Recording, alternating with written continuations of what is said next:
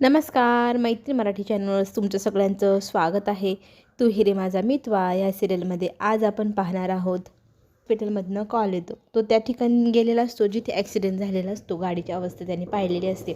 Phone आल्या आल्या तो हॉस्पिटलला निघतो आणि अर्णव घरी फोन करूनही कळवतो की अंजली आणि ईश्वरी यांचा गाडीचा ॲक्सिडेंट झाला आहे. ही घटना घडलेली कळल्यानंतर आजीला खूप मोठा धक्का बसतो. आजी तिथेच पाय वगैरे गळल्यासारखं होऊन बसलेली असते आणि इथे लगेचच आजीला उठवतात आणि इथे अर्णव आपल्याला हॉस्पिटलमध्ये भेटणार आहे, आपल्याला तिकडे जाऊन अंजली आणि ईश्वरीची काय अवस्था आहे तीही पाहायला हवी, असं खचून जायला नको, चला बरं असं मामा म्हणतात आणि सगळ्या घरच्यांना घेऊन ते हॉस्पिटलच्या दिशेने निघालेले असतात.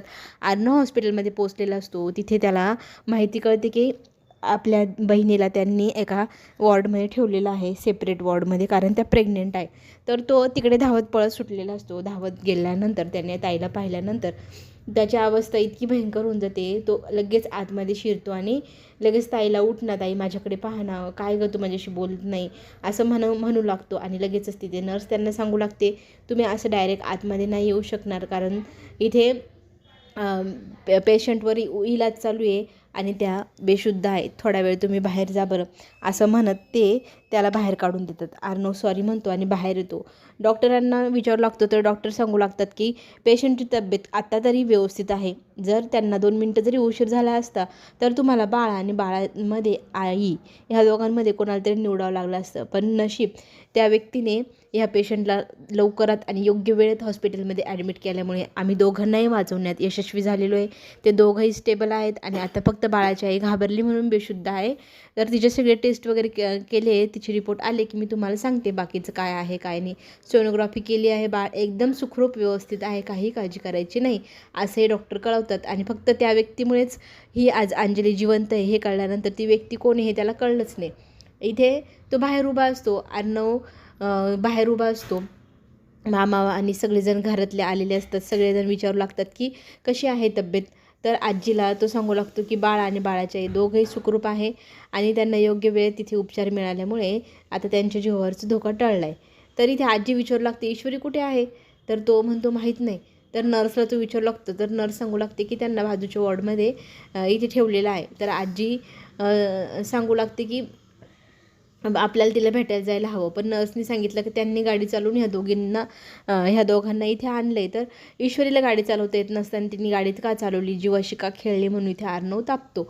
जरीला गाडी चालवता येत नसतानाही त्यांनी इतकी मोठी रिस्क घेतली, ताईला त्या गाडीत बसवून इथे हॉस्पिटलमध्ये आणलं, तिच्या जीवाला काही झालं असतं तर. आणि हे सगळी घटनेचा आरोप त्याने आता सगळा ईश्वरीवर लावला आहे. तिचा नको तिथे उत्साह फार उतू जातो, तिनेच ॲक्सिडेंट केला असेल, तिच्यामुळेच आज ही एवढी ताईची अवस्था खराब आहे, असं सगळं काही बाई तो बोलू लागतो. आता आजी संतापते. इथे अर्णवच्या कानाखाली आजी सटकन वाजवते आणि त्याला म्हणू लागते की दरवेळेला तू ना घाईपायी निर्णय घेतो आणि तापलेल्या रागाच्या अवस्थेतच तू सगळे निर्णय घेतो, त्याने ते निर्णय चुकतात. तुला शांत डोक्याने निर्णय घेताच येत नाही ना, चल मी तुला दाखवते. आणि इथे आजी आता त्याला हाताला घेऊन दुसऱ्या वॉर्डमध्ये ईश्वरीच्या जात असते. मामा मात्र आपल्या अंजलीताईकडे पाहू लागतात. अंजलीची झालेली अवस्था पाहून त्याला खूप वाईट वाटत असतं आणि आजी इथे अर्णवला ईश्वरीच्या रूममध्ये घेऊन जाते आणि सांगू लागते, बघ तिच्याकडे, ती पण बेशुद्ध आहे, तिची पण अवस्था खराबच आहे ना. आणि तू नीट ऐकलं नाही नर्सने काय सांगितलं, तिने गाडी चालवून ह्यांना वेळेत हॉस्पिटलमध्ये आणलं म्हणून ह्यांचा जीव वाचला. ऐकताना तरी शांतपणे ऐकायचं होतंच. जर तिने गाडी चालवली नसती, त्यांना इथे आणलं नसतं, वेळ झाला असता तर आपल्याला आज अंजली आणि तिच्या बाळामध्ये एकाच व्यक्तीला निवडावं लागलं असतं. आणि शांत डोक्याने विचार करायला हवा. ही तुझी बायको आहे, दरवेळेला तिच्यावर तू काही बाई आरोप लावतो आणि मोकळा होतो, तिच्याशी कधी नीट सुखाने 2 शब्दसुद्धा बोलत नाही, असा कसा रे तू, तू विचार कर नीट, असं म्हणत आजी तिथून रागाने निघून जाते. आता ईश्वरी आपल्या बाबतीत कशी आहे हे त्याला माहिती आहे, पण आता ती त्या बाईची मुलगी म्हणून तो तिचा राग करतो 2 मिनटासाठी का होईना. आता तो ईश्वरीकडे पाहतो. ईश्वरीसोबत घालवलेले क्षण त्याला आठवतात आणि ईश्वरीवर तो कसा संतापलेला, ईश्वरीने आणि तिच्या आईने त्यांची कशी फसवणूक केली आणि ईश्वरीच्या आईमुळेच तर त्याच्या आईने आत्महत्या केली, हे सगळं तो काही केलं विसरू शकत नाही. त्याने कितीही ठरवलं ईश्वरीवरती प्रेम करायचं, पण त्याला त्या क्षणाला ती गोष्ट आठवते आणि आपल्या आईचा जीव ह्या व्यक्तीच्या आईमुळे गेला आहे हे कळल्यानंतर तो पुन्हा एकदा त्या ठिकाणावरून मागे फिरतो. आता त्याला प्रश्न पडला आहे, हिच्यावरती नक्की करावं तर काय करावं? प्रेम करावं का हिच्यावरती राग संताप करावा? घरातल्या सगळ्यांना ज्या दिवशी समजेल ना ही कोण आहे आणि ही कोणाची मुलगी आहे, त्या दिवशी सगळेजण मग माझ्यापेक्षाही जास्त तिरस्कार हिचा करतील. ही गोष्ट कशी कळत नाही आहे हिला?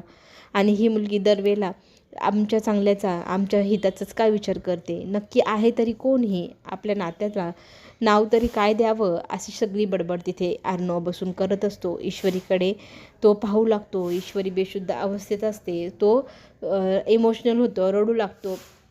तिथून उठत असतानाच इथे ईश्वरी त्याचा हात पकडते आणि त्याला विचारते, सर आपल्या नात्याला नक्की खरंच काय नाव द्यायचं? कुठल्या प्रकारचं नातं आहे आपलं? असं म्हणत ती त्याच्याकडे पाहू लागते. तोही तिच्याकडे पाहू लागतो. दोघंही आता एकमेकांना उत्तर देऊ शकत नाही. आपल्या नात्याला नाव द्यायचं तर काय द्यायचं? पण ईश्वरी सांगते की मी कधीच तुमच्या किंवा तुमच्या घरातल्यांच्या वाईटाचा विचार केलेला नाही, करणारही नाही आणि नेहमी चांगलाच विचार करेल, चांगल्या हिताचाच विचार करेल. तुम्ही माझ्याशी मैत्री तर करू शकता ना? असं म्हणत ती हात पकडते. अर्णव हात सोडून निघून जातो.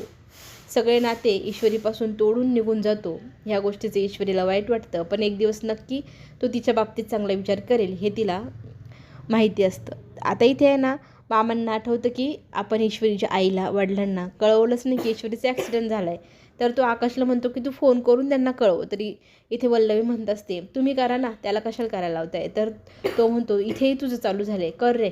अर्णव आणि आकाश, तर आकाश फोन करून नम्रताला म्हणू लागतो की काय चाललं आहे? तर ती म्हणते, तुम्ही सांगा काय चाललं आहे, तुम्हाला माझी आठवण येते का? तर तो म्हणतो, अगं इथे आपल्या ईश्वरीचा आणि अंजलीचा ना ॲक्सिडेंट झाला आहे. ही गोष्ट कळल्यावर नम्रता हायपर होते. तर आकाश सांगू लागतो की जास्त हायपर होऊ नको, सगळं व्यवस्थित आहे आणि आत्ता तरी आईबाबांना काही सांगू नको. इथे हॉस्पिटलमध्ये ये आणि काही घाबरण्याची गरज नाही, मी इथेच आहे. समजदारपणे तो तिला शांत करून सगळं समजावून सांगतो.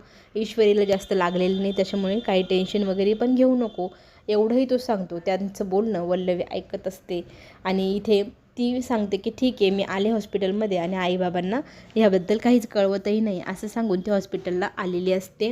तर इथे वल्लवीला संताप होतो की ही मुलगी दरवेळेला आकाशच्या मागे आकाश करून फिरत असते. हिच्याकडे लक्ष ठेवावं लागेल. ही जरा जास्तच त्याच्याजवळ जाण्याचा प्रयत्न पण करते. ही गोष्ट पण तिला आवडत नाही. आकाश सांगू लागतो की ईश्वरी शुद्धीवर आली आहे, पण अंजलीताई काय अजून शुद्धीवर आलेली नाही. तर अर्णव ईश्वरीला भेटून बाहेर येतो. तर नम्रता त्यांना विचारू लागते की जिजू आई कशी आहे, ईश्वरी कशी आहे? तर तो सांगतो की शी इज ऑल राईट, एवढंच बोलतो आणि तोंड फिरवून घेतो. इथे आजीसमोर अर्णव जाऊन आजीला सॉरी म्हणू लागतो की मी लवकरच रिॲक्शन दिली, हायपर झालो, माझं चुकलं, मी एवढं रागावून संतापवून माझं जीवाचं हे करायला नको होतं आणि ईश्वरीचं राग पण करायला नको होतं. ह्या गोष्टीची तिच्यासमोर तो माफी मागतो. तितक्यात नर्स येते आणि सांगते की अंजलीला शुद्ध आली आहे, तर फक्त 2च व्यक्तींनी आतमध्ये जास्त गर्दी करू नका पेशंटसमोर. असं म्हटल्यानंतर मामा, आजी आणि अर्णव मध्ये जातात. बाकी सगळेजण बाहेरच थांबतात आणि सगळ्या इथे मध्ये गेल्यानंतर सगळेजण तिला विचारू लागतात काय काय घटना घडली. तर ती रडू लागते आणि म्हणू लागते की ईश्वरी कुठे आहे, मला ईश्वरीला भेटायचं आहे, तिला खूप लागलेलं होतं. जोरजोरात ती रडू लागते.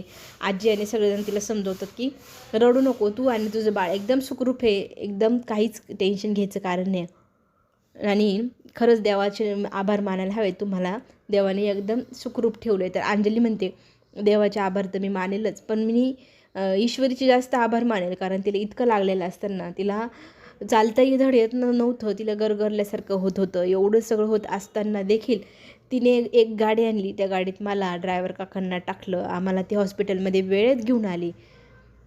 हे सगळं तिने एकटीने मॅनेज केलं. स्वतःच्या जीवाचाही विचार तिने आमच्यासाठी केला नाही.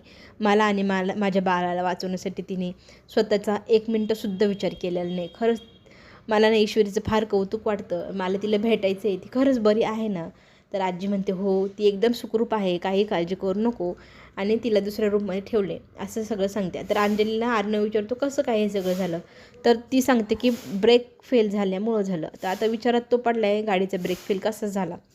इकडे नर्स ना ईश्वरीचं मंगळसूत्र आणून देते आणि सांगते की तुमचं ना गळ्यातलं मंगळसूत्र आम्ही काढून ठेवलं होतं, सुवासिनीचं गळा मोकळा चांगला दिसत नाही ना, तर तुम्ही घालून घ्या. तर नर्स ते मंगळसूत्र अर्णवच्या हातात देऊन निघून जाते.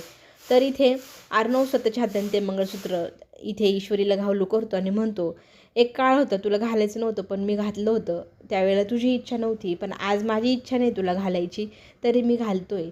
आपल्या नात्याला काहीच अर्थ नाही असं इथे ईश्वरीसमोर अर्णव बोलतो. पण ईश्वरी म्हणते, एक ना एक दिवस असं नक्की येईल की तुम्हालाही या नात्याची कदर कळेल, आज जशी मला कळली आहे. मला या नात्यात कायम अडकून राहायला आवडेल. तुमच्या नावाचं मंगळसूत्र आयुष्यभर मी गळ्यात मिरवेल. चला तर मग पुढे जे काय होईल ते पाहायला आपण सगळेजण तयारच आहोत. पुन्हा भेटूया नवीन एपिसोडसोबत. धन्यवाद.